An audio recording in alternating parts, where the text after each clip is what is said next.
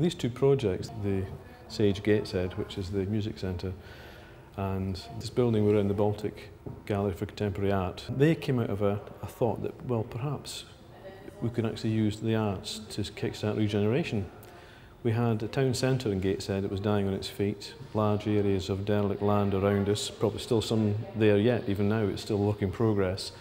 But the thought was, with the coming of the arts lottery money, perhaps there was a way of tapping into that and then using the fact that we've invested in these large arts projects to attract others who want to be beside them and then kickstart the regeneration that way. This was, and had been for years, the heart of an industry in the northeast. This was old chemical plants, coal mines. This just behind us on where the music centre sits, that just behind there was the original railhead for the East Coast Main Line, as it was way back when, before anyone built bridges that took you across and then onwards to Scotland. So coal was shipped from here down south. It was heavy industry and pretty grotty industry, to say the least. So we had about, at the time when we kick-started the Quays regeneration, this was the largest regeneration area in Europe. This building looks as though it was built in the 1930s, and in fact it was designed and completed in the 1950s. It looks like a brick building because people see the brick wrapping, but that's just a wrapping. It was actually reinforced concrete. To be quite honest, it's the maddest building on the planet to convert into an art gallery. They were only operated for a few years. Grain came off the boats into here. It was stored, then processed, and bread came out the far end. And after a relatively short life, it became redundant. But there was something about the character of the Baltic building itself, the mill, as it's called, which the locals took to their heart. So the council decided that they would buy it when the opportunity came up, to preserve it with absolutely no idea what to use it for. So what we ended up doing was running an architectural design competition. We had a very basic brief. We knew it was going to be a contemporary art gallery, but it wasn't a very finely drawn set of criteria. So the design competition route meant that you were going to be able to open it up to a broad spectrum of architects from across the world, in fact. And what we were looking for was a scheme which converted the building, but kept its essential character, so it still looked like the Baltic. And quite a young architect, Dominic Williams, in fact I think he was still a student at the time, won the competition. And eventually he had to team up with his father's practice, and we managed to deliver it.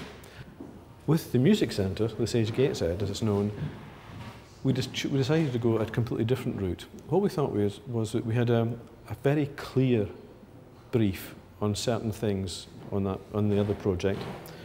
One was, it was going to be a set of concert halls. It had to have the acoustic excellence. Second thing we had to have was an iconic building to draw people in. So it had to perform well and it had to look really good. So what we chose to do was to use what's called a competitive interview process, which is different. What you do there is you ask people to explain to you as the client how they would work with you at a very early stage and help you develop the brief. They become part of the brief making process. They help you think. You know, you're sitting on the aircraft travelling around Europe looking at different existing buildings and sketching and sharing notes and thoughts, and they really get into the nitty-gritty of the project. So when it comes to the point when they actually have to start designing it, they truly understand what the drivers are. Through the competitive interview process, we went from 110 expressions of interest down to 12 practices being given the opportunity to give us blind explanations of how they would work with us, and then 6 of those were chosen to literally sit in a face-to-face interview with the panel, and we eventually chose Foster's as the team who said they would do what what we wanted, which was to work with us. The big advantage with the RIBA competitions department is the fact that it has an international status. It's hugely trusted. So that gives you a big plus. For a start, a lot of people a lot of very good architects will not enter a competition because they're not sure where their intellectual copyright will be preserved. With the RIBA competition system, that's absolutely gold standard underwritten. And also the teams that the RIBA have do the whole thing for you. They guide you through the whole process. They help you develop the brief to a sufficient stage.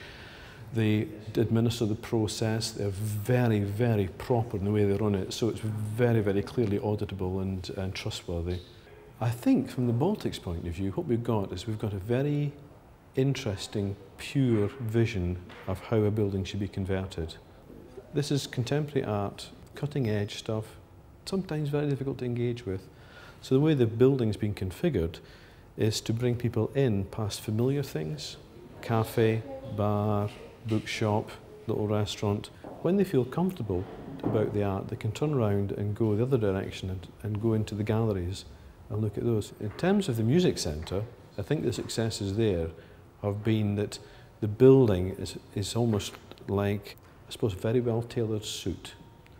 It had to be Harris tweed of the highest quality, tailored to the highest quality to achieve the quality demanded, and that's what's come out of the process. I think what we've achieved in Gateshead are two stunning buildings. Biggest impact though is the fact that we've invested about 125 million of public money in these buildings, and that's kick-started with a match funding of £1 billion from the private sector. And that means that the town centre, which was run down on its knees, is now being redeveloped because all these new residents there, new office workers, suddenly the whole thing's making sense. The general public have been surprisingly engaged with this building, the Baltic. The visitor numbers that, if you see the statistics, mean there must be a huge number of repeat visits by local people. The music centre, similarly, it's trading way above its original intentions. Council is absolutely delighted at the impact this has because it means that Gateshead has got its own symphony orchestra, it's got a contemporary art gallery of world class, and it's got a world class concert hall. You know, wow, how happy can people be?